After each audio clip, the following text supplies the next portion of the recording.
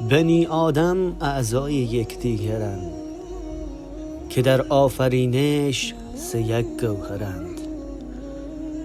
چو عضوی به در دارد روزگار، دگر عضوها را نماند قرار. تو که از مهنت دیگران بی غمی، نشاید که نامت نهند آدمی.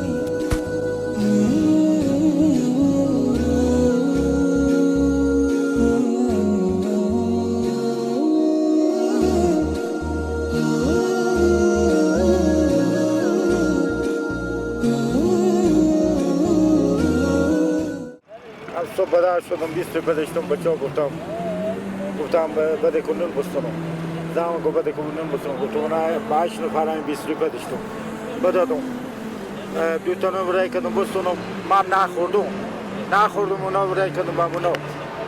این بزرگ کاش میکنه پیش خو. گردی هم دارم اونم جگاه اون گردی دارم. آره دو تا یک بار مصرف بگرفتم. نخوردم. مادام کسی آدم ناتونو داشته باشه که ببر زن بچه خواهم خوشحالیه.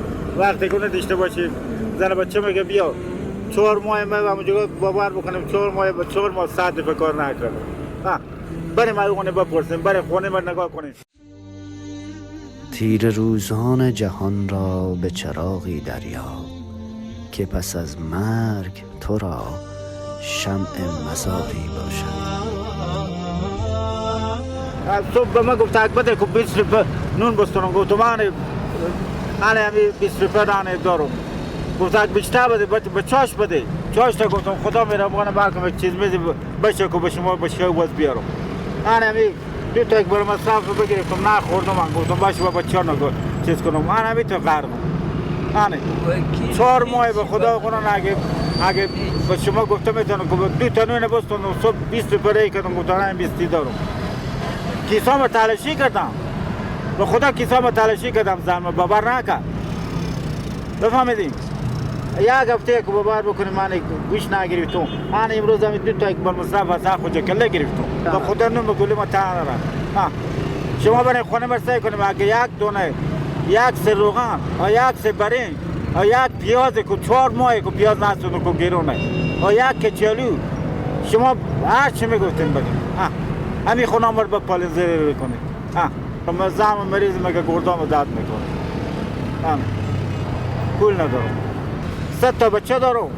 یکی 10 سالیه که میره کش به تن بازارا کش رنگ بده. او هم روز 50 روپیه 40 روپیه میاره. مشخص نشده که چی وقت ما خوشحال بودم همین کشور، چون مشکلات زیاده، بی‌سوادی، بیکاری دیگه اصلا کسی نه به گپ ما جوانا گوش میده. بر عرصه یا بر دفتر یا برای مسئولیت یا کاری برای ما ایجاد میشه. همین خود من 12 خلاص کردم کار امتحان به ژورنالیسم اختصاص وقتی یا شرایط منم موثر نشد که درس پیدا بودم نه توی از لحاظ مادی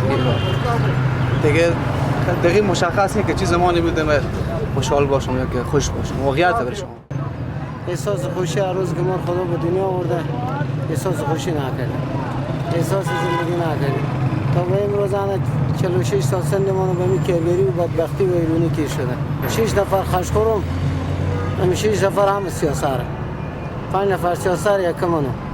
وظیفه هم کارگریه که نه کاری نه کاسبی هیچ نه غریبیه دیگه چه کار کنیم دیگه بزی کشور چه کار کنیم. بیشتر دیگه با خدا نمی‌زنم سند ما از کارگریه، همین سند ما از بدبختیه از ایرانیه دیگه. بیشتر دیگه نه کاری نه غریبیه دیگه. که کمک میاد به غریبا میام اونا رو اما چون چی میشم پولدارا میخورن دیگه رو میخورن به غریبا و بدبختام نمیرسن. و سر خود من سرگذشت شدم خدا یک کارگر کمک ندیده دیگه ندیده هیچ گپ و گفتی هم نشده که به ما مردم یا کمک برسه یا چیز برسه یا دیگه. یک مسلمانی که تاجر میاره سعی میکنه که همون هم سعی میکنه که قومای باشه فامیلای باشه برای غریب نمیره سعی میکنه که اگه می تا چیز پیدا میکنه که از پول داتاره بزمیده. از ما مستحق‌ترم به خدا کسی هم نیه. خونه ما رو هم سعی کنه بیا سعی کنه دیگه ما رو هم سعی میکنه هر کاری میشه بیا دیگه.